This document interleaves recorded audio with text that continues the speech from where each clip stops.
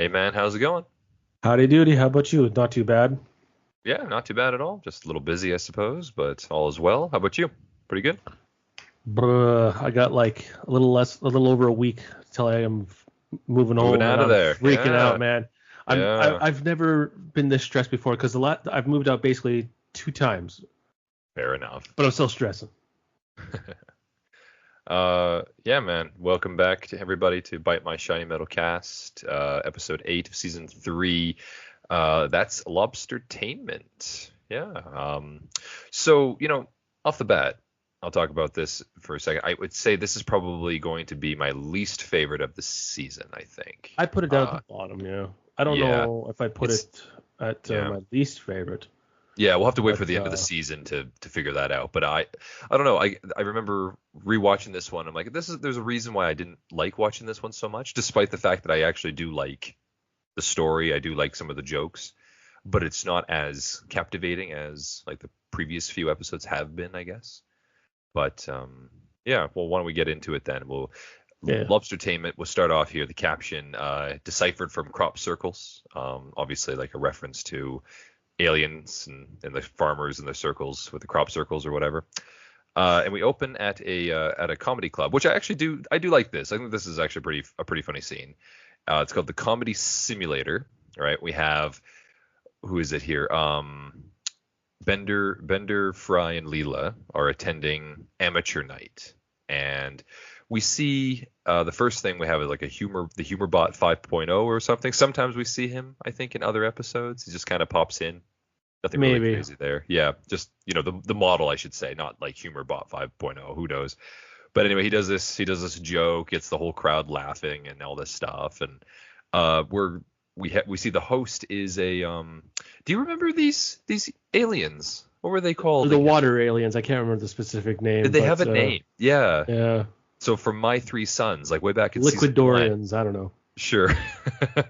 When Fry becomes emperor of the entire planet, this My three race, right? sons, yeah. Yeah.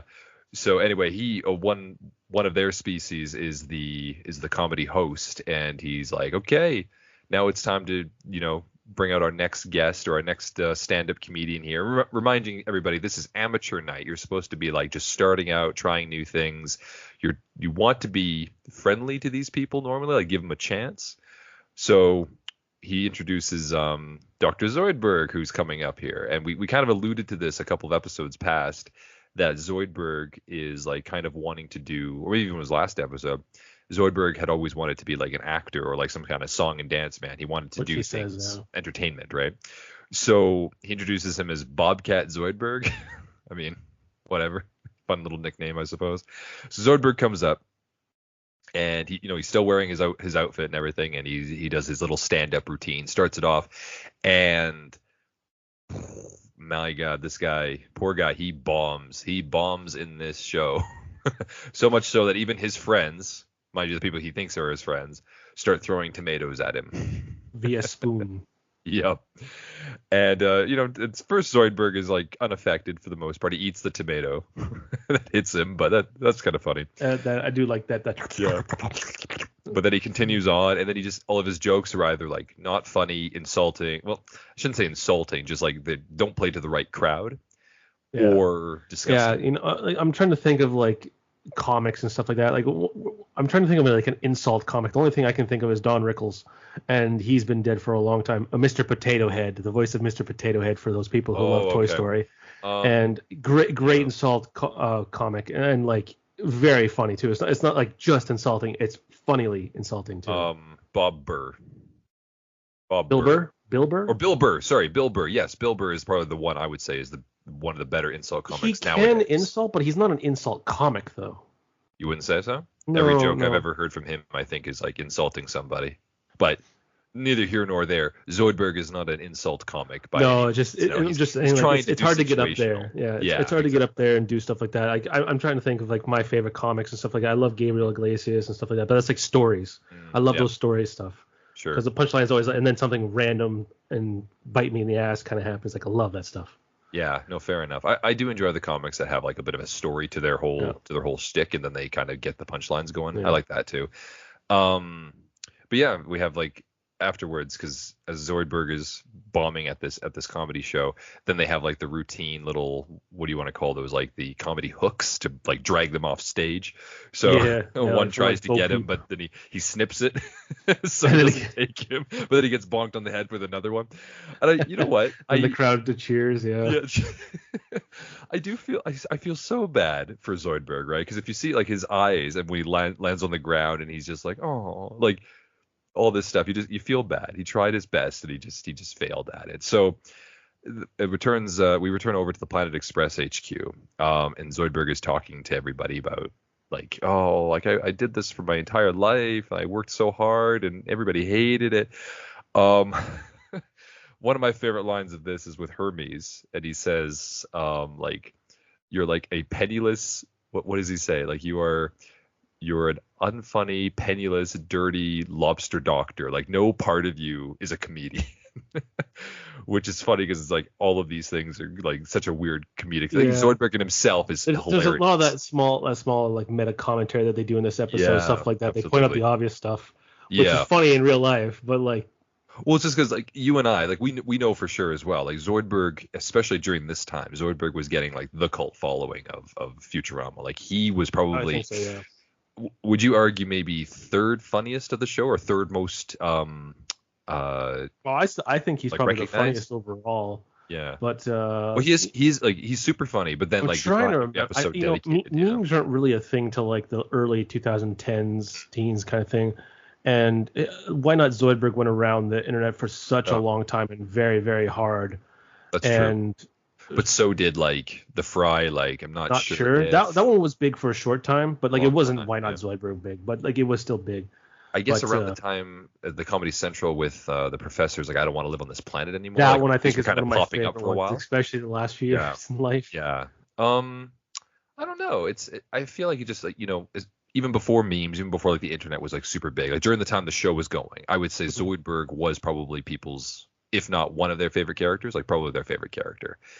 And the other one competing was probably Bender, maybe the Professor. But I would say Zoidberg anyone voiced by Billy West is probably at the top of the list for the funniest characters in the show. Well, when you voice 60% of the show, I mean that's a pretty good. Well, let me see. DiMaggio is probably 40%. It's three people in the Planet Express crew. Yeah. Is West. Billy West. Yeah.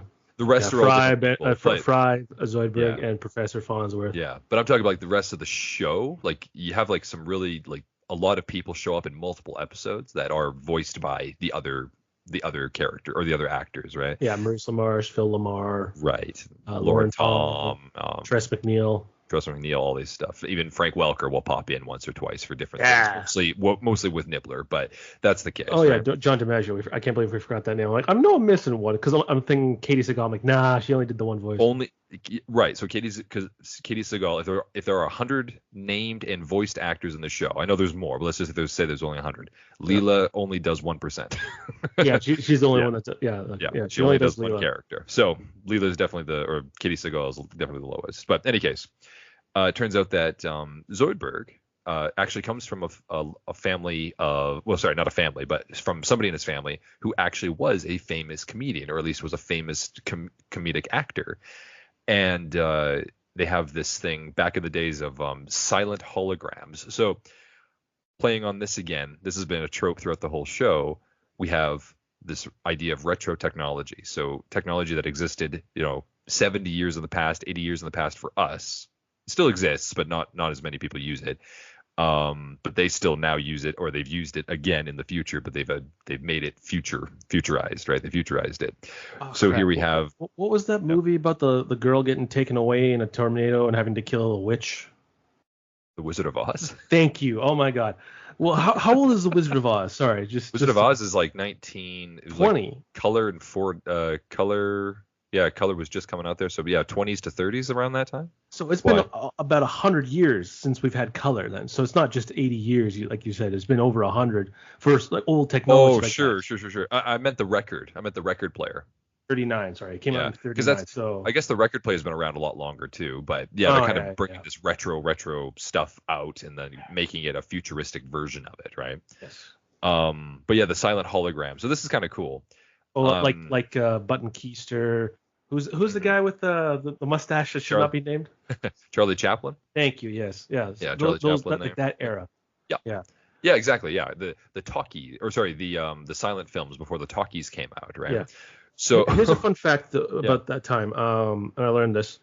So at the time when theaters were around then and stuff like that, since it was all hand cranked, it wasn't like automatically nowadays. They'd actually crank them to be faster, so that way instead of a 5-minute thing would be 4 minutes, so that way they can get people in and out a lot quicker and make more money. Oh, interesting. Yeah, so that's why when you look at some of the old things, the speed doesn't look right sometimes. Yeah, they look like they're sped up a bit. Yeah, yes, sure. Yes. Okay. Because it was because of greed then, as much as it is now, about getting more people more money. Right. Now they just cut the quality of their product and make us sit there for 3 hours. Yes, and then insult us when we don't watch and like. Right. Exactly. It's your fault you didn't watch this. So, yeah, I do like that everybody also. I want to call this out, that Zoidberg's uncle, which we'll talk about in a second. So this is everybody knows him, at least in the future. We don't actually talk to Fry, but everybody recognizes his uncle. So he is actually quite famous for that time, which is actually pretty cool. So he was famous in the silent hologram era, which I guess was like 50 odd years previously to when the show was running. Yeah, well he looks like a 20-year-old Zoidberg, which we see later on in the series. Right. As well. But I think he also says for 50 miserable years later in the episode, which kind of tells us that he's been kind of a has-been for that long. So maybe it's been around that time. But yeah, he does look like in his 20s maybe. I'll come to this at the end of the episode, in the chat. But I do have a giant flaw of this whole entire Zoidberg thing, which I think we discussed about Zoidberg a few times. Yeah, well, this episode pops up a few things, so we will get into these. So yeah, definitely bring that up. So in any case, the professor brings out this old record-like disc. This is giant record he pulls out from the wall. Looks like one of those like vinyl sonograms. Records. Is that what they're called? Monograms. Something gram. The vinyl records. Yeah. I guess a mono stereo speaker kind of thing. But anyways, it's for the record player, or for the hologram record player. So he brings out this disc, he pulls it out, he puts it on this thing, and the little top part that usually would play the music in our life, it actually is pointed down at the table. Gramophone. There you go. And it's pointed at the table, and it pops up this like, it's actually very well made. Like the design of this, I guess it's kind of is it 3D? Is that a 3D animated thing? It's the letters. Cool. The letters that's a 3D. Yeah, so it's like a picture model. That's like 3D, and it looks like it's 3D on top of their table because it's a hologram. So it's actually really cool technology. I wouldn't put it past people nowadays. Not the same machine, obviously. No, but I can see that being something real in our time. Like it's very. I have a problem with this, right? And I'll say this right now because it's a room, right? Basically, it's like you're standing in the doorway for like 3 of these people. The other people are like they can't see it because there's a wall in front of them. But since we're the viewers, the fourth wall, right? We can see the perfect 3/4 view from the stage, right? It's like you're looking at a stage. You can see the front and to the back, right? But if it's 3D, the people that are behind the stage can only see behind the stage. They see a wall, basically. That's one of the flaws about this. I don't think is very good. So okay. So I think this is a suspension of disbelief type of situation. Yeah, I know. It's showing this us.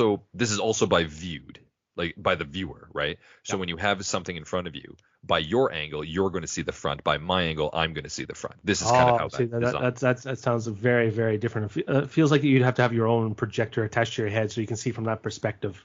I guess it depends on how they would do it, but I'm overthinking this very hard, right? Sure, I think you can do that with like real VR technology. I think there's also some things like that, right? But fair enough. I'm pretty sure though it's from like you could see it from the different angles. Well, essentially there's 6 or 7 people watching this, and in a circular table, and I know what you mean. Like, and there's a wall definitely facing one of them, right?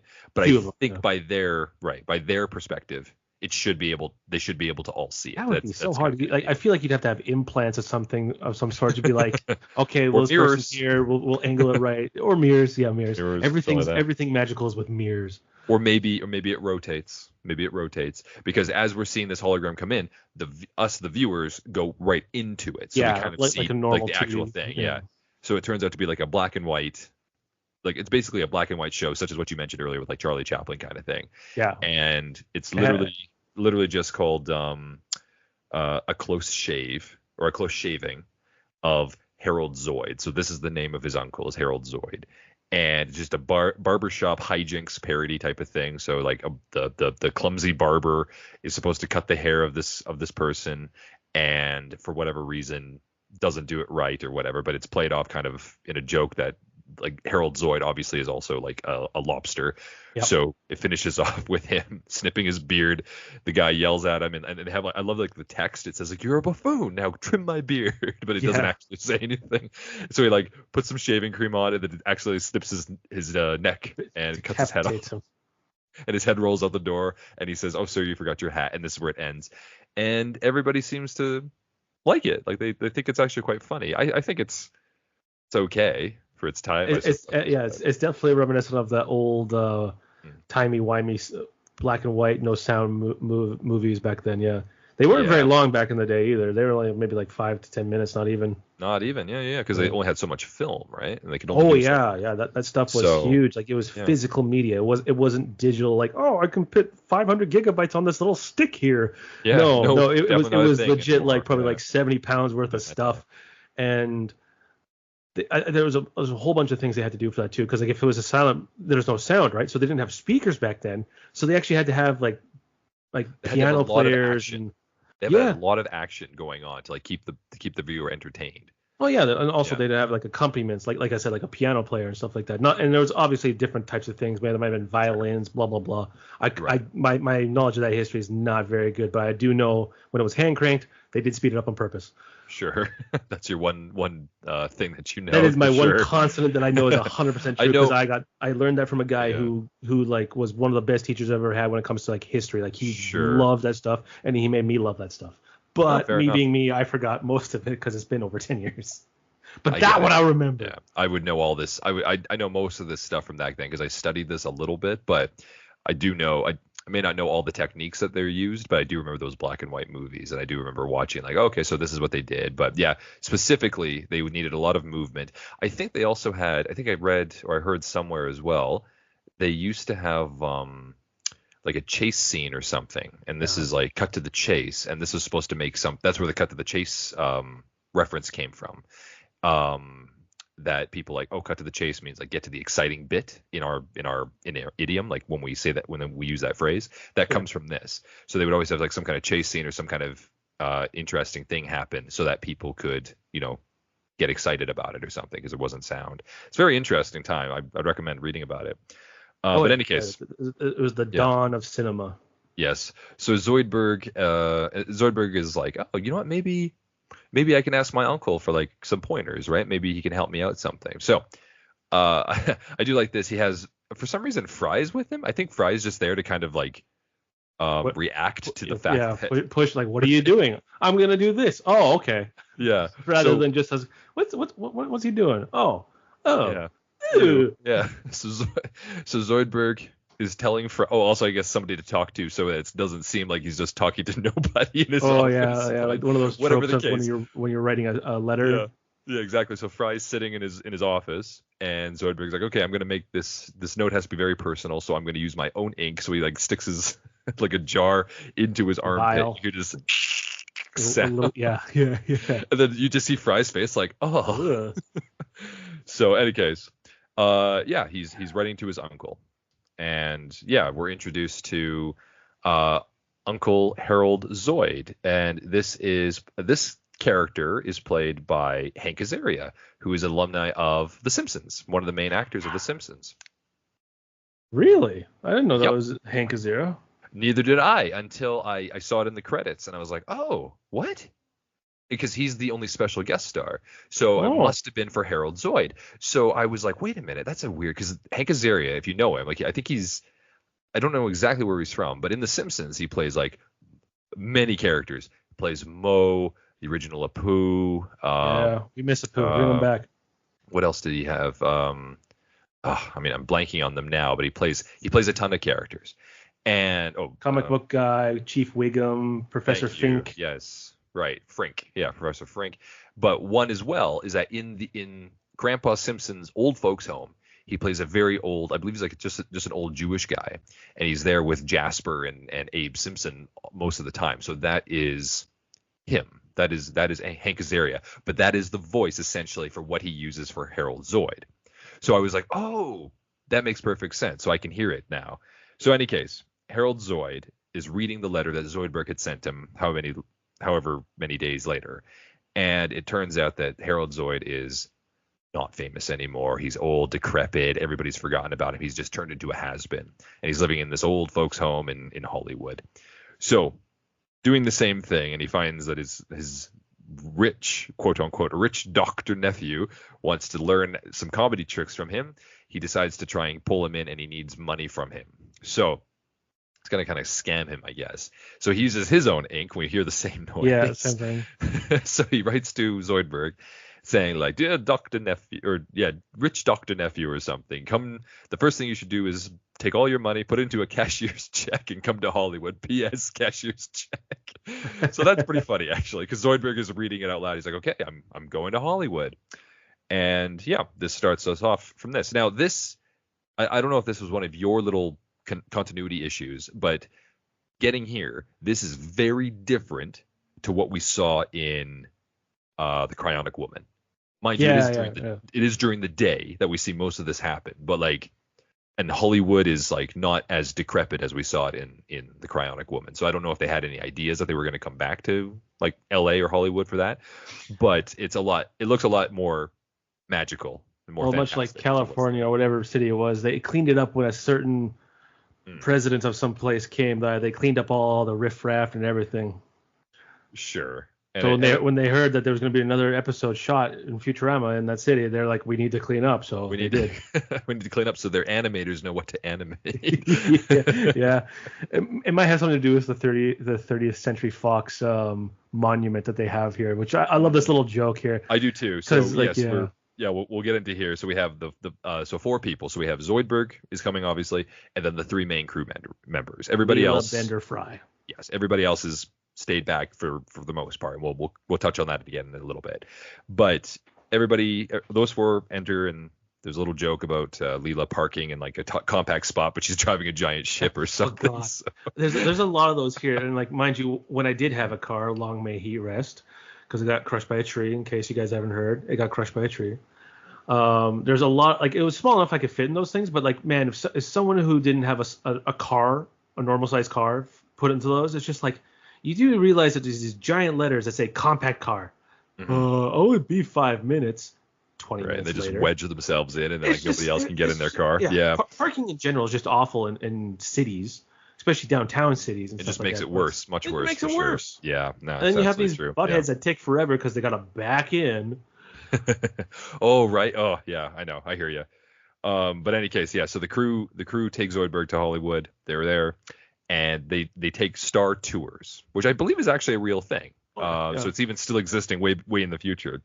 So yes, Mitchell, as you were mentioning, the 30th Century Fox joke, right? And I think this is probably one of the funnier jokes as well. So might be like this, yeah. Funny. So as everybody knows or will now know, 20th Century Fox is now owned by Disney. So it's no longer owned by Fox. Or something now it's called 20th Century Studios. Right. Yes. Under the Disney banner. So they still have they're still programming and all this stuff. That's why like shows like The Simpsons nowadays, Simpsons, Family Guy, these shows, these are all now owned by Disney. Star Wars, Marvel. Yep. Yes. Well, everything that was beforehand, right? Shackled, I would say. Yeah. The golden shackles of Disney. So at the time of this joke, obviously, which was 20 years ago, Fox was very much still in control of Futurama and many other things. So their Fox studio is literally just like the 30th Century Fox. So maybe sometime in the future, Disney crumbles. I guess we can only hope. And Fox they're on their way. Fox becomes dominant again and then changes it to 30th Century Fox just to show that they've improved. And then in the future, they blind pilots and film the crashes. Yeah, I do love it for like funny home videos. But the thing I like about it too is like it's not just it's not futuristic planes. It's like old biplanes. Right. But I just like how nonchalantly she just says like, oh yeah, they like to blind pilots and then they film the crashes. Then you just see this plane crash, and then Bender's just like neat. Yeah, I love that Bender has a camera, and I think they actually made an episode because of that, some of that about him being the only old timey. Oh, I can't remember. Red It's just room. a flash camera. Yeah, a flash Yeah, camera, like actual film camera, film a film camera. camera. Yeah. So God, those were I the think, days. is this the first time as well we've ever seen Bender do the neat thing? I don't know Because he does it a lot. because He whenever does we it a do an lot. episode or something like that, I always watch the next one or two when I'm drawing the title card. So I can't Sure. remember because they all just become a blur. Okay. I'm But pretty sure this is the first time seeing this, I think. I don't know because like Yeah. he tried to get Calculon's attention a few times before this, right? Yes, but I don't think he Did was he? taking photos of him at that time. Not Maybe yet, not. anyway. But any case, so this is the one I'm remembering. If we're wrong, we can always leave it in the chat or something, or somebody can leave it in it's probably the comments. first time, to be honest. Yeah, I think it is. But in any case, we have Bender do the neat thing as they're talking about the Star Tours, and then they go to what is it here? Mel Gibson for Bravehead. I actually never really understood this reference until like a little bit until I was a little bit older. But it's just like, so it's just a house, and then Mel Gibson lives in the house, and she says he's the star of the show or the movie Bravehead, which is obviously a pun on Braveheart, which he was in. And then the door opens, his head pops out slightly, and then it goes back in. I always thought that this was like Mel Gibson hating Hollywood and just not wanting to come outside. But I'm pretty sure this is actually a joke on the idea that he came from a movie called Bravehead, and therefore he's too shy to go outside. Oh, gotcha. That's what the joke. I think that's what the joke was. I would have taken it as like there's a tour bus in front of my place trying to take pictures of me. Why the hell would the door? Yeah, that's what I always thought it was. Yeah. But then I heard like Bravehead. I'm like, oh, maybe that's what the reason is. So something of the sort. There's a couple of jokes there. Maybe one of them was correct. There's you can interpret it in a few different ways. I interpret it as, oh God, the paparazzi. I'm going back in. Yeah, I'm going back in. That's what I always thought too. Hollywood does not like Mel Gibson as much. Mel Gibson, no. Even though he's made fantastic movies and people love him. My most recent one, I'm pretty sure was his. Hacksaw Ridge with Andrew Garfield, Spider-Man. I'm pretty sure that was his. Yes. Okay. Yeah. And I love that movie. I love that movie. Very good movie. Mm-hmm. The last one that we kind of see before we get more into the plot is Calculon's home. And this kind of starts. Calculon's back. This kind of starts off the B plot, I'll say. That kind of, I guess it kind of mixes with the A plot, but it's kind of part of the main story. But in any case, it's the bridge to get us to the main plot. Right. So the tour guide says like, who's a fan of Calculon and all my circuits? And then Bender's me. So Bender jumps off the bus, runs into goes through his bushes of his yard and goes right up to the door. And opens the door and all this stuff, and he says, like, are you my boiler? Calculon says this. And Bender says, no, I'm Bender, and we met once. You and I are trying to figure this out. It's probably the honking, and that's the fact that because they figured out that Calculon was the original werecar. Now, the second werecar. So in any case, Calculon says I don't care, I don't remember anything, whatever, get out of here unless you can boil my water to a certain degree. So he closes the door in his face. Bender rings the bell immediately after. Calculon opens. He says, the hell, get out of here. And then Bender pretends to be Boiler. This is what he's known as throughout the whole show. No, because the next time when he's taking a shower, he's like, sorry, thank you much, but nah, you can call me Bender. You can go, thanks, and you can call me Bender. I think it's the first time we hear Bender's different names that are just something oh man, trying to turn this thing around. Oh, it's so hard. You should have called my cousin Turner, or something like that, right? My grandmother was a bulldozer. Yeah, dozer. But except for his street cred name, which is Blotto, that doesn't have an ER to it. But that's true. In any case, yeah. So anyway, they have the whole thing with So Bender disappears, and he goes and hangs out with Calculon to be his boiler. Meanwhile, the rest of the group they're heading over on the tours, and Zoidberg discovers, this is the restaurant that my uncle and I are meeting at. So he jumps off the bus himself and heads over inside. And, it is kind of a nice scene to see these, the lobsters together and their family. Oh, you know what? I almost forgot as well. So earlier in the episode, when Zoidberg is writing to Uncle Zoid, I noticed that he also says that he has three parents, and I can't remember exactly. It was Mark and Sam and Sadie's boy or something. I'm trying to remember all the names of them. Yeah, but this is where my problem is too, because how their race works is when they go and procreate, they die afterwards, right? Yes. So And then they're raised by someone okay. else. So Are technically, you he ready for should my conspiracy? yeah. Are you ready for my Please and thank you. conspiracy? Please and thank Okay. you. I think so. There had to be the male and the female. Obviously, Crustacea. What is his Decapodian, right? Decapodian had to have the two Decapodians because his planet is called Decapod or something. Yes. So those two, those are his parents that are like they gave birth to him and created him kind of thing, and his family. They did it. They died just like that. The family member that forced him to be a doctor is the So one like that we his see aunt. in the flashback, Yeah. and the one that we see him as he's growing up. Adoptive This, mother. Yeah. Just looked yeah, it up. He has father is Norm. His mother's Sam. His adoptive mother is Sadie. Sadie. There you go. So so it's not a conspiracy. This is true. Yeah, this I is on figured the this out. fandom or Oh, whatever.com. okay. I figured this out myself. Well, I tried to figure this out myself. I'm like, why does he have? Oh, maybe that's why he has a parent in the future. Like when we see him in flashbacks in the future, there's always a parent there saying like, you should be a doctor. Oh, what? You're gonna like do medicine? What happened to your dreams? And they just keep insulting him after that. If So you want you want to become an actor, only if you want your parents to turn around in their graves or roll in their graves. Sorry. roll around in their graves, right? So, in any case, Sadie, I guess, is his adopted mother, the one that raised him, the one he knows as his parent. And Zoid, I'm guessing, who was a famous actor, must have been a relative of one of the parents that passed away, I'm guessing, but he also probably didn't procreate, hence why he's still alive. Yes. Doesn't have any kids. Yeah, Now, it's a very weird. Zoidberg's family dynamic Zoidberg's race in general is very confusing if you don't pay attention, I suppose, but maybe it's not supposed to make sense in some ways. They just kind of play with it as they go. I think it's more of a joke and stuff like that, like, especially like when we see like how Zoidberg grew, like his Right. baby to all the way through living through teenager and stuff like that. How he changes form a lot. It's kind of a joke race in a way, but not to the extent of like, oh, we need something for this episode. Well, Zoidberg grew horns or something like that. Let's go with that storyline. Nah, it's just like sea creature stuff. Sure. And like Zoid is, I mean, they can have siblings because in that episode that you're referencing, which is when they go to like the planet of old or the Fountain of Youth thing, Zoidberg does say like, oh, like his siblings. So I guess he's the oldest or whatever, but his siblings sprouted from him. Yeah. As he was like something like that, growing or whatever you want to call it, right? For his species, and he is an alien species. He is not a lobster. He is an alien species. He just happens to look like a lot of crustacean forms. Yeah. So we can chalk it up to that. So Zoid must be a relative to one of the parents. I'm thinking the one of the parents that passed away. That's what I'm thinking.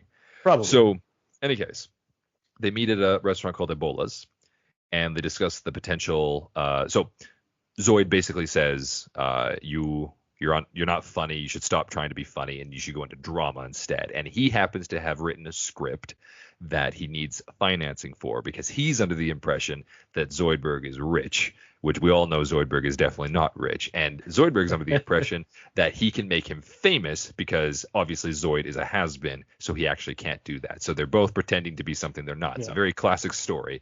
And I think this is very good. This is a very good story to write for these characters. John is not rich and Harold is not famous. Okay, and I'm glad you just said that because what did we just see here is that he calls him Zoidberg. So it seems interesting that a lot of characters call each other by their family names, even if they're related. So Uncle Zoid is his last name, so he doesn't call him Uncle Harold. He calls him Uncle Zoid. And then he says rich Dr. Nephew or Zoidberg, like that kind of thing. He doesn't call him John. Right? That's true, yeah. Isn't that interesting? So, but I do like that they have regular, like, quote unquote, like we'll call them earthling names. Like John and Norm and Sam, like all these ones, and Harold, like they have like really regular names. I like that. So Zoid says, Norman. So Zoid says, okay, Zoidberg, I need you to finance my film, and then I can make you become a star. And he's like, okay, how much to invest? And he says $1 million. And Zoidberg obviously doesn't have $1 million. So I think he does because somehow they made the movie. Calculon. Oh no, yeah, right. Sorry, right. As I'm just about to get to. No, it's Zoidberg. Yeah. What are you talking about? So we have Zoidberg, and after the commercial break, Zoidberg is sitting with the others, Leland Fry, and he's like upset because he's realized he's already a phony. He's already a Hollywood phony. But then as Bender comes in and he's wearing like this All My Circuits jacket or whatever, and I think his says Boiler on the back. No, it says Bender on it, and then All My Circuits on the back. It says Bender for sure. Okay. Yeah, because the whole joke of your Boiler, you're such a good. You can call me Bender. Call me Bender, right? Okay. So Bender's now working for Calculon, so he has connections already. He's only been there a day, whereas Zoidberg has just pretended to be somebody he's not. Well, I guess Bender did too, but the opposite happened. So it worked out for Bender, never for Zoidberg. Why not Zoidberg? I don't know. I'd actually like to know how much money Bender has stolen or earned or something up to all his things, because like he always has some scheme going, like being a boiler for millions of dollars. I feel like he doesn't. The only reason he ever works is because he just likes hanging out with Fry. I think that's honestly the. 100%. Like he doesn't need to work. Multiple different episodes and stuff like that. Just how much he loves Fry but won't admit it. Yeah. So it is funny, but Bender, as he comes in, right, and he's working for Calculon, he suggests, okay, why don't I get Calculon to finance it, and then we can try and get him in there. He's like, okay, and Fry mentions like, oh, how did you get Calculon? Like, how did you get into the biz? He's like, whatever. He just kind of ignores it. But then he his hand blows up with water, so you figure out what he's doing. Anyways, Calculon, they go to meet Calculon, and at first he refuses. Oh, I also want to mention this little small joke as well. So we have something called Universal Studios, which is still a thing, and it is not owned by Disney. Nope, not yet. Not yet. And we have the opposite of this, the parallel Universal Studios, which is I thought that was kind of cool. That's kind of that is a good joke. That is a good joke. Yeah, I like that one. I like all these little brand name jokes. Yeah, I'm starting to pay attention a lot more to the signs and stuff like that. And some of them are funny, but the thing is they're on there for less than a second sometimes. So it's just you don't get to enjoy them. And they're also very dated. A lot of them are also very dated, right? So it's hard to not for us, but for all the people being born after 2000, yeah. Yeah, you and I can catch them, but a lot of people will be like, I don't really think that's funny, but whatever. So at first, Calculon refuses to help, until he sees that it is written by Harold Zoid. So even he is a huge fan of Harold Zoid and has been for a long time. So he agrees to finance the film $1 million, and they start on commencing of the film. He agrees to make it for two reasons. A, it's Harold Zoid, and B, Bender guaranteed him an Oscar. Thank you. Yes. And he's like, okay, but what? And right, you should do this because it'll guarantee you an Oscar. That he looks at the script and he says like, I don't like the font or something. I love that because I feel like that's a thing that has happened. Sure. In Hollywood, it's like, you're using Helvetica. I'm an Arial guy. Ugh. Yeah. It's like, this doesn't look very good. And then he sees Harold Zoid. So yes, you're right. Thank you. Zoid is the creator, and he's guaranteed an Oscar by Bender. So they commence work on the Magnificent Three. As Zoid puts it, like no better story to tell than this, like no older story to tell than this one, is basically a child or a son who does not want to follow in his father's footsteps, which happens to be president of Earth. And his son is the vice president. That's the story. Honestly, from today's standards of film, I would say that movie doesn't sound that bad. No, I'd watch that. If that was a comedy, I'd watch that. Especially if they're throwing pies every other scene. Right. Yes. So as they begin, we learn to see that Zoid is he's either just an incompetent director and creator, as Zoidberg is an incompetent doctor, or he doesn't quite understand what drama is or anything like this because he comes from a comedy background. Whatever it is, conflicting and contrasting ideas make the film basically unwatchable. I don't think this is a rule by any means, but I know there's a lot of comedians or actors and stuff like that if they do a serious role, they're like amazing at it. Mm-hmm. Like one of the best examples I think of today is Adam Sandler. He's done Sandler. Everyone knows it's an Adam Sandler movie. It's going to be stupid funny, but stupid. But Sandler, then he'll do something like I can't Uncut Gems. People are like, holy crap, he can Spanglish. So there's just a big thing. Click. Although Click was more of a comedy. That was a comedy. But there was some heartfelt. Generally he throws those in there and stuff like that too. But there was a recent one with a basketball one that people really loved as well. Sure. I was thinking also Jim Carrey. Jim Carrey's also comedic ones, and he does some very good dramas. There's a lot of actors. Oh, Robin Williams. There's a lot of really, really funny people. Some people theorize it's because comedians, like comedic actors in their unfortunately in their hearts, like they play a comedy character or a comedy actor very well, but in their hearts they're actually quite sad. And so they play drama even better because they kind of come from this hard, right? They should cheer themselves up by going to see Bobo the Clown. So they finish the film, and yes, as you mentioned, Mitchell, right, like throwing pies and making faces, but and he's trying to get Calculon to emote a lot more, so Calculon's like screaming, like, like all this stuff. I think I love this because they probably show it like 7 times where he's just in the rain, a camera from above. Yeah. Right. So I think that's his catchphrase for like probably anytime you see him acting in like a sad thing. It's always no. And I think my favorite one was no. Right. He spells it out partly, right? Yeah. So they finish the film, however long it takes or whatever, and they're like, okay, we're gonna see it at the premiere, and they make a joke about how much editing it cost and how much pies cost. So the editing is done like for free. So the editing is actually quite poor on the movie as well. You can see like Zoidberg's claw. Yeah. So it's pretty funny. But in any case, it's going to be at the Chinese Theater in Hollywood, across from in fact, Fry was just there only a few episodes ago in Cryonic Woman. He showed that's where they found him, is right in front of this theater. Oh. So I guess it also makes sense in canonicity. So while this is happening, Calculon, Bender, Zoidberg, and Zoid are all in the cinema together, and they're watching it together, obviously, because they were in the film. And Fry and Leela are supposed to be joining them for the premiere, and they're all dressed up and everything and taking the ship. But Leela refuses to pay a valet for parking, so they end up landing in a tar area, which she thinks is a parking lot, and it sinks. Because it's flat and it looks like a parking it looks black and concrete, but it turns out to be tar. So the ship literally sinks into the ground, and they're lost. They're lost for a long time. They can't get out. So that's Fry and Leela. We'll come back to them soon. The other 4 are watching the film, and as they do, we see like scenes, and for us it's like quite stupid humor, right? It's quite hilarious, but obviously it's supposed to be a dramatic film, and so everyone in the theater walks out except for those 4. And Calculon is angry. He is pissed.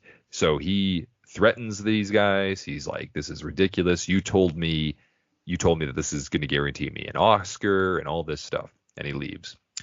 We have this what's it called? The Daily Variety paper, like the paper spin or something on screen. Yeah, the newspaper spin, yeah. The newspaper spin or whatever, and it just literally says like Oscar nominations or Oscar nom today or something. Then below that it says actually Oscar nominations. Like you can pause it and watch it, because you wouldn't be able to read all these things when on the normal TV, right? It's only because we can pause it. So, in any case, those 4 are at Calculon's place, and Calculon's in a dress robe or something, because it's obviously his home, and he's having something to drink, and he's like 400 categories, and none of them are for me. Oh God, the Oscars, yeah. I feel like, right. I think that's 1,000 years in the future, right? But that was 20 years ago at this point, right? And that's when the Oscars were like, yeah, there's a bazillion things, and nowadays there's a little asterisk. You have to have X crew, Y, X, Y, Z, and all this stuff. You have to fit all these little categories in order to be eligible to be nominated. And that's just so stupid. Don't even get me started. That is utter nonsense. It's so stupid. As film fans, like, that is absolutely ridiculous that you can't have films that fit just the criteria of art. Yeah. Criteria of art. Something like the best example is like Lord of the Rings would not. Lord of the Rings, they won like what, like the most awards ever to win at Oscars or something like that. You can't get that now. I feel like they limited it to like 2 now. Like, oh, this movie was like one of the best movies to ever exist. They don't even get Picture of the Year. They just get best script or best actor or best something. Costumes, best costumes. Like, I think Marvel movies, which have dropped significantly in quality, but they didn't win anything. Not even CGI or anything, because they weren't considered good enough to be Oscar quote unquote hoity-toity. Right? I call them wine sipping films, because you drink wine and feel fancy when you watch these films. I'm fine with a popcorn flick. Popcorn flicks are fun. They make money, sort of. There are some, I mean, not to discredit like Oscar-winning films, because in the past there have been incredibly made movies, and they should have won. That is true. 100%, yes. There are some films, obviously, especially nowadays, that are literally just made for Oscars, and that's all they are. Oscar bait, they yeah. hit all Oscar the, as you said, generally, they hit all the some checks. person who is Yeah. mentally broken or physically disabled or something like that. They had a harsh life where someone called them a name once, and they rose above and created Apple. Oh, Or- what a great some great person. or it's some like disgruntled group of people who Yes, raised up and 12 did years all of this slaves, stuff yep. and whatever. Like it's stories like this are good to tell, but they don't all need to be the Oscar winning movie. But Yes. we can go on like this forever. Well, we won't, Shape of because it's Water, not. It's, I love that it's neither movie. here nor there. But in any case, 400 categories, and this is definitely a play on the idea like there are way too many categories, even in the Oscars to this day. So everybody is. Add one. I think it was stunt performances. Yeah. Well, why wasn't that in it since the beginning? Because those people are crazy good. 20 years ago? I don't think they even added anything for like animation, or at least animation was not in a certain category or something. Like they changed things. Yeah. Beauty and the Beast was the only animated film to ever be nominated for Best Picture, which means like the best movie of the year, right? In general, not just like best movie of this group. It was in general. And since after that, I think they added an animation category.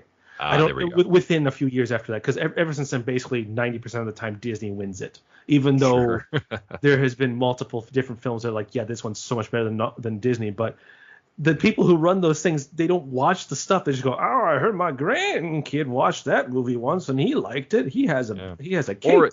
Or it checks off all the boxes. Yes. Nowadays, yes. But in any case, yes. So Calculon is still angry, and he just says like, "Oh, I wanted that Oscar." It's like, "Oh, we can just like buy you an Oscar, or you can get like act harder or whatever." And he's like, "It's not about acting. It's about like getting the respect of your fellow actors and like what it's a pride thing." Yes. And then Zoid says like, "Well, we could just rig it." And that also works. Like, that works too. So Calculon is perfectly fine with that. He just wants that Oscar for the status.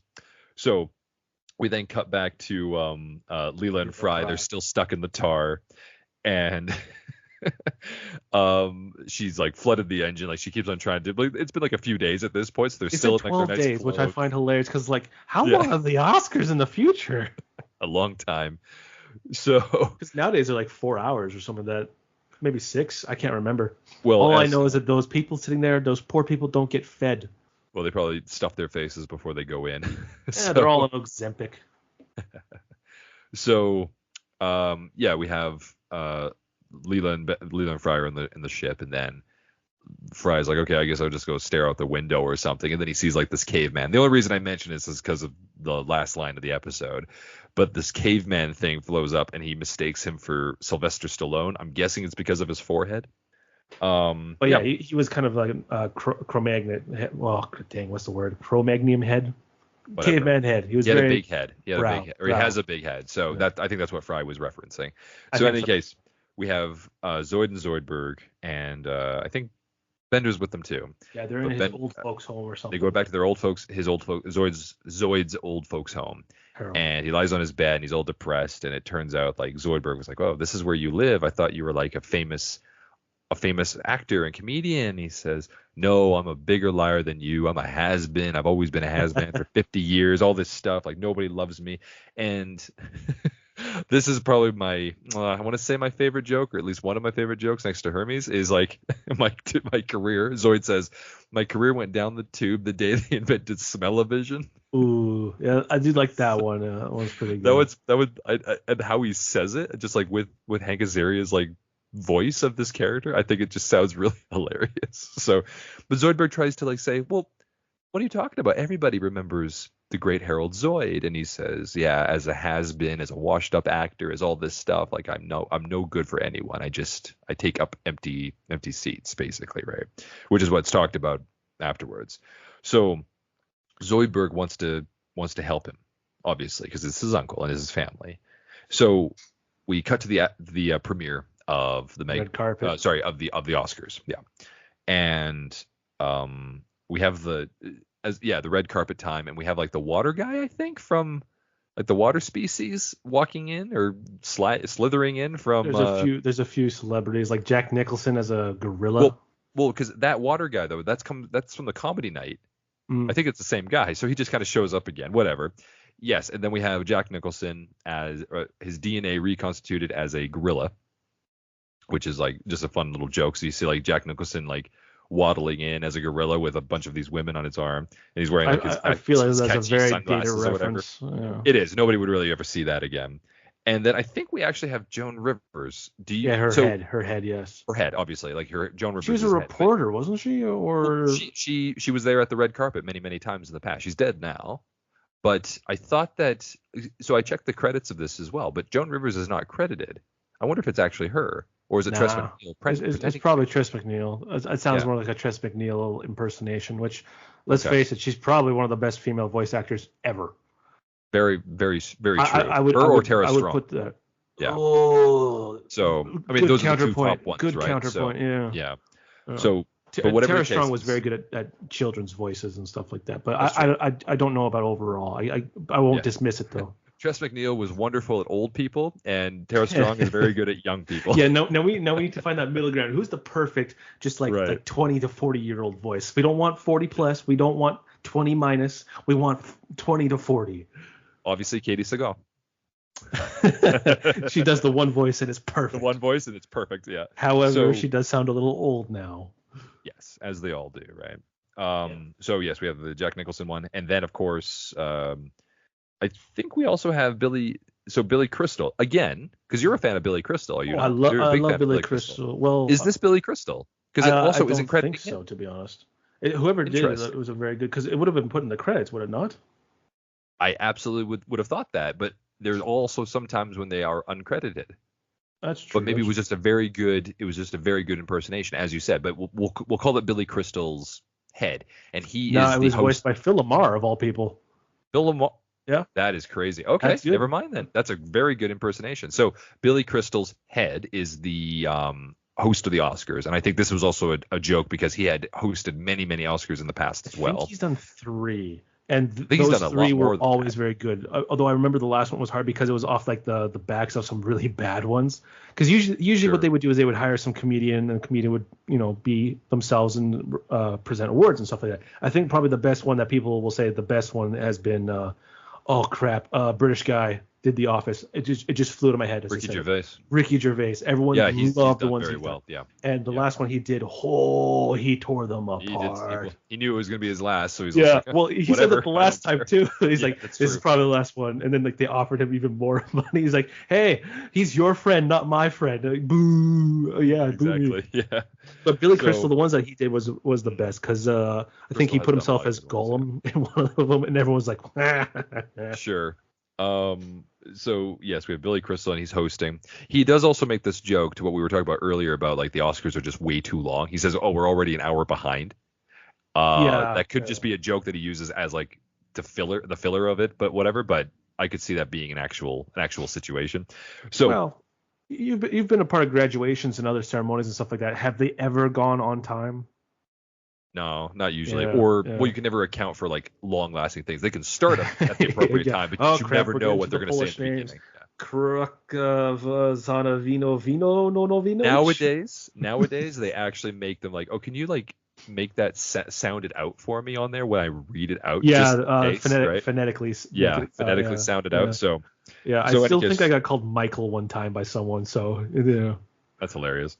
So we have Bender and Zoidberg, and they're sneaking because they're going to rig the ceremony, right? They're going to rig the Oscars.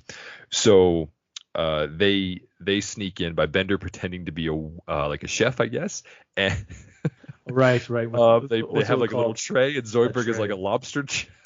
A lobster. I love the bouncer or whatever, like the studio guard, and he's just like, oh.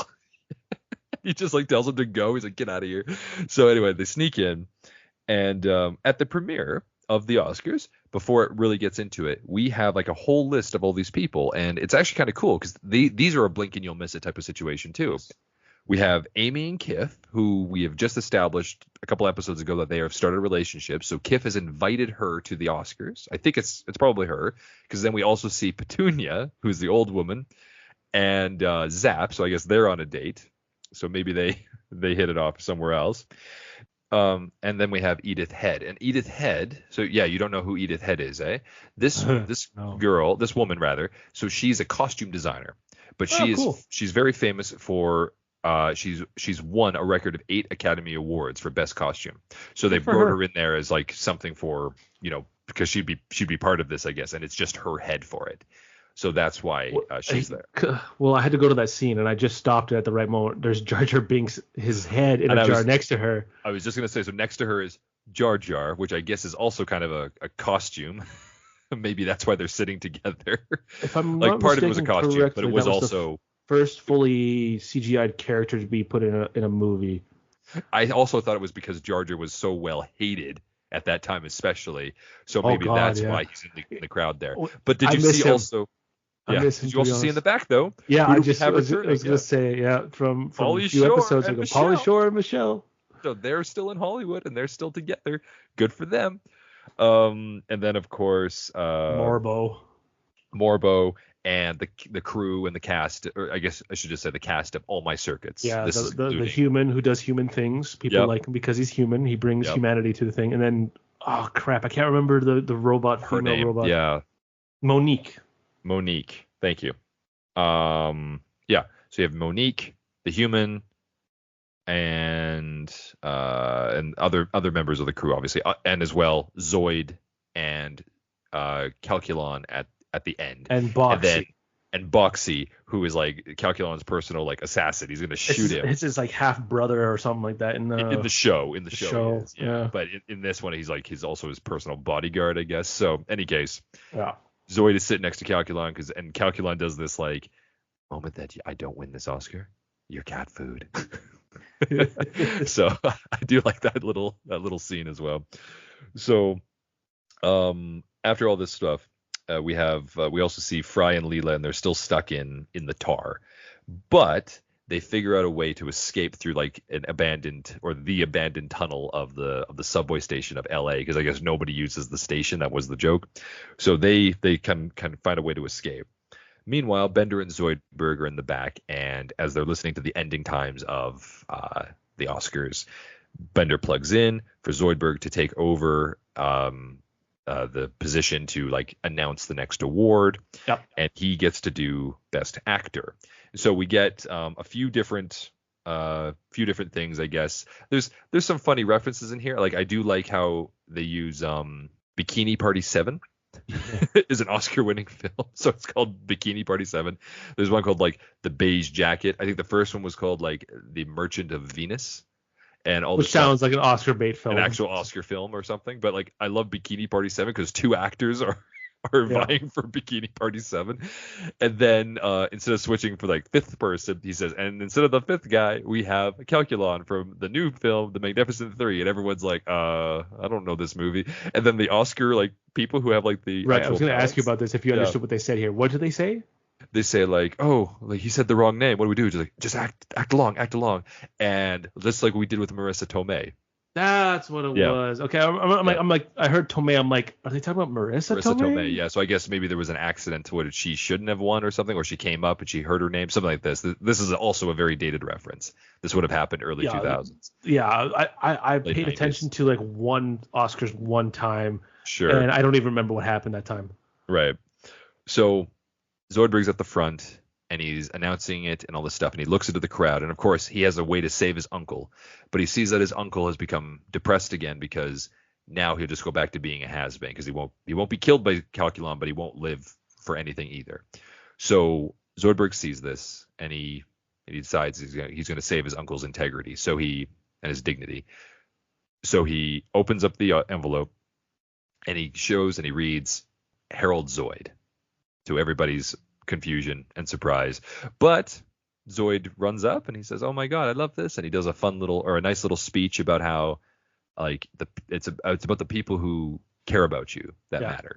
It's not about winning trophies and all this stuff. And he needed his family, his nephew, to really tell him that, and that's really sweet. So they leave this whole thing, and it's all very nice. And Zoid leaves with like a tear in his eyes because people actually recognize him for his work. It's really nice. So they end up going to this restaurant for like the premieres, like the winners and everything. Yeah, a restaurant called. Did you see what the sign was?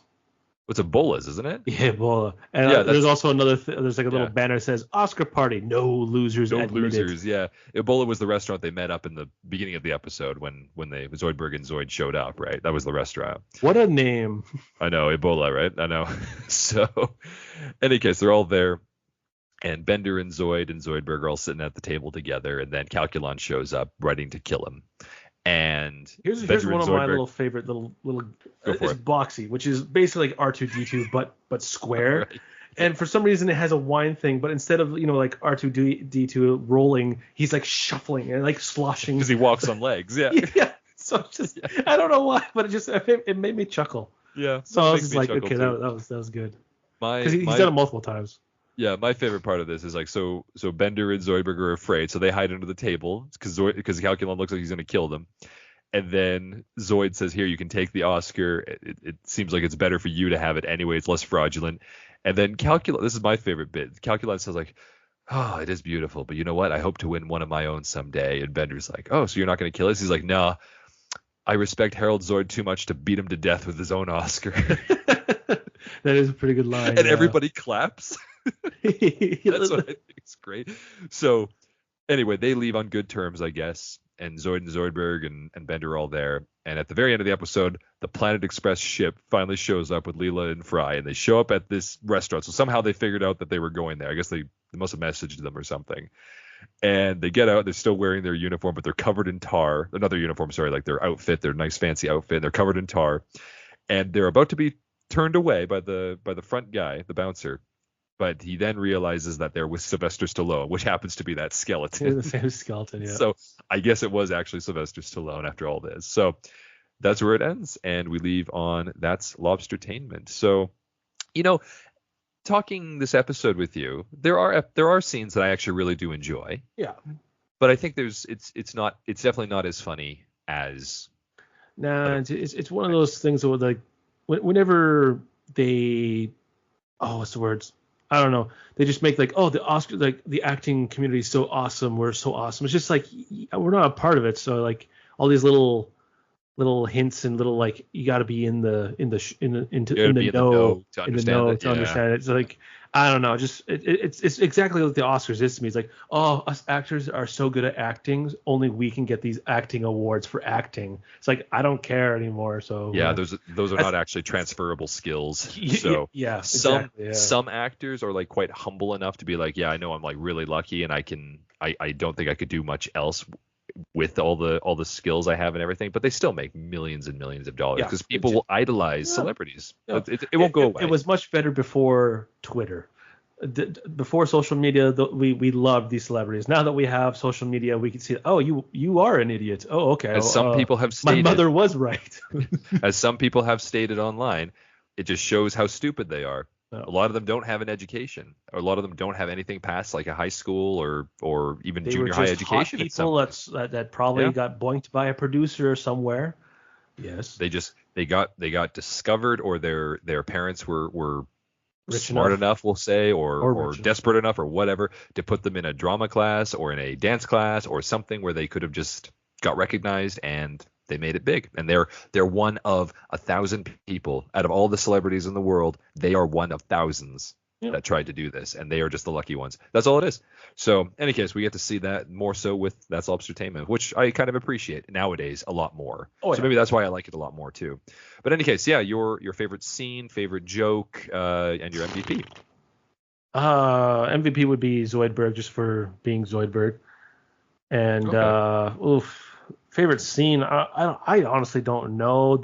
I'll go with them when they shot the movie, especially when they're at the theater and they show a little more of the movie, like when Harold Zoid is in the wheelchair and he's like, I'm off, and then he just runs right off the cliff of the building. You break a then immediately after Zoidberg pops out of a trapdoor and goes, my God, the president's dead. And then of course there's Calculon going down on his knees with the camera of him. Right. So I'll go with that was my funny. favorite scene, just because it does the bad timing of Zoidberg, the stupid, this like gooey, that the the sound effect. overacting, the bad Yeah, the bad sound stage, like all this. Yeah, it's just the bad editing of that film. It's very well put together, but not actually. That's what I'm makes gonna it go so with good. that. Probably that's my favorite scene. But yeah, That's a Zoidberg is yeah. my MVP, and yeah. No, that's fair. I think that's actually a really good scene for it. I also really like, so with Zoid, I would say one of my favorite scenes is like, so when he gets the letter and he's reading it, it's the first time we see him, and then he has that like weird argument with the old woman who's also living there, and then like she like scurries off like very slowly, and he just stares at her, and then he's like, yeah, you better run. That feels like such a weird thing. That should have been like some kind of like not what like I hinted something like this happened, and this is like another In reference real to life or something. something. Yeah. I think it's just like one of those comedy tropes where they walk away after getting insulted, and then it's like, yeah, you better run, or something like that. It's very slow. It's just they're old people, so it's taking a lot longer. I just kind of like that. But yeah, I love the line. My career went down the toilet when they invented Smellovision. I don't know why. That is a I good just think line. that's hilarious. Well, it also Yeah, just like yeah. canon-wise, that Zoidberg species just smells terrible. Exactly. Like we can never get over that. So that's actually one of the best things about this, is that you can really see like the canonicity of it. It still works out with Zoidberg and the decapods in general. So I would say actually my MVP is actually going to be Zoid, because the one time that we actually get to see him now, I know we see him one more time in the future, but Oh, in Harold this episode, Zoid. Okay. Harold Zoid, yeah, not Zoidberg, Harold Zoid. I love Zoidberg too in this, but Zoid is just, I mean, the Smell-O-Vision thing, like, let the earth quake, I've got somebody's Oscar. Like, I don't know. I think he just has a lot of really funny lines. And yeah, no, thoroughly thought it was fine. So, Well, here's a question for you then. Since Harold Zoid is just a one-off character, like and a guest star, kind of, yeah. Is there any other character that's like that kind of is like the main character of the episode that you can think of? Oh, I that can't happened really in think the of show. one. Okay. Like Pauly Shore kind of is like, but I would say he's only in there for maybe a quarter of the episode for the only other one I can think of, and this is honestly unfortunate, is another Zoidberg one, and this is Zoidberg's girlfriend in Stench and Sensibility. Right. So Marianne, I think it is. Marianne, yeah. Yeah, she's voiced by a special guest star, and Emilia she Clarke. only shows up for one episode. And she was like the second last one of the Comedy Central run yet. So which makes sense, right, for the time. There still could be a possibility that she shows up in the new season. But any case, thanks everybody for joining us for this episode of thank you. That's Lobstertainment. Next episode, episode 9, The Birdbot of Icecatraz. And wonderful news as well, so we're going to have one of our former guest stars come back, so we'll have him back on here, and we'll talk about we'll have him talk about it with everything with that episode, so it should be good. So yeah, thanks again, Mitchell, and we'll talk to you soon. Yeah. Toodaloo.